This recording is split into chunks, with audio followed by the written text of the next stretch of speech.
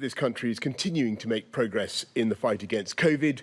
We're proceeding with our roadmap, and I want to thank everybody for continuing to follow the guidance, and to thank parents and families for the incredible work you're doing to help test pupils through the Easter holidays, and to encourage you to keep testing them twice a week as schools return.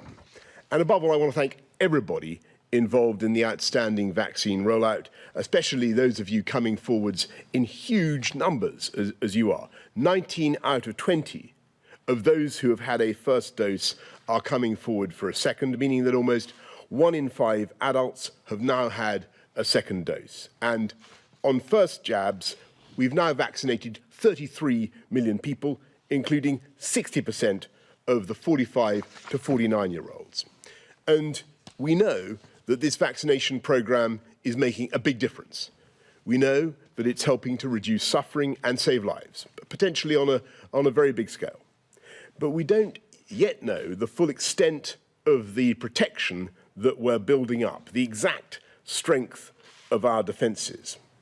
And as we look at what's happening in other countries, with cases now at record numbers around the world, we cannot delude ourselves that COVID has gone away.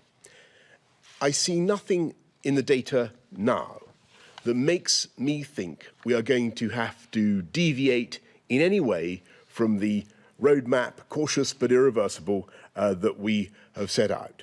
But the majority of scientific opinion in this country is still firmly of the view that there will be another wave of COVID at some stage this year.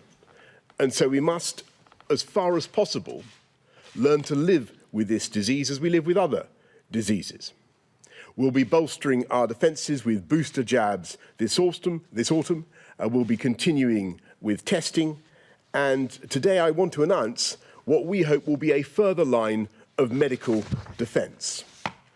The United Kingdom was the first country in the world to pioneer dexamethasone, which has saved 1 million lives globally. And today, we're creating a new antivirals task force to search for the most promising new medicines and support their development through clinical trials, with the aim of making them safely and rapidly available as early as the autumn.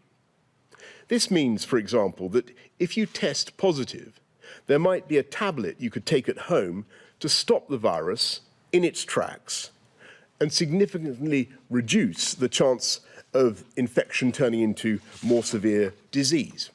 Or, if you're living with someone who has tested positive, there might be a pill you could take for a few days to stop you getting the disease yourself.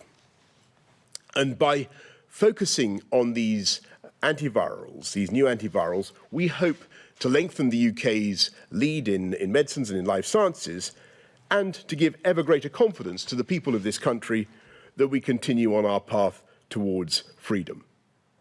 We've taken a big step again this month, reopening significant parts of our country, and for many people, this last week has brought the first glimmerings of a return to normality, having a pint, having a haircut, making that trip to the shops.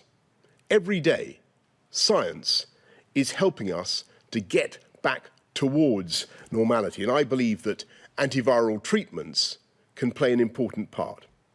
And if we keep going, follow the rules, remember hands, face, space, fresh air, then we can keep each other safe and see through our roadmap to reclaim our lives in full.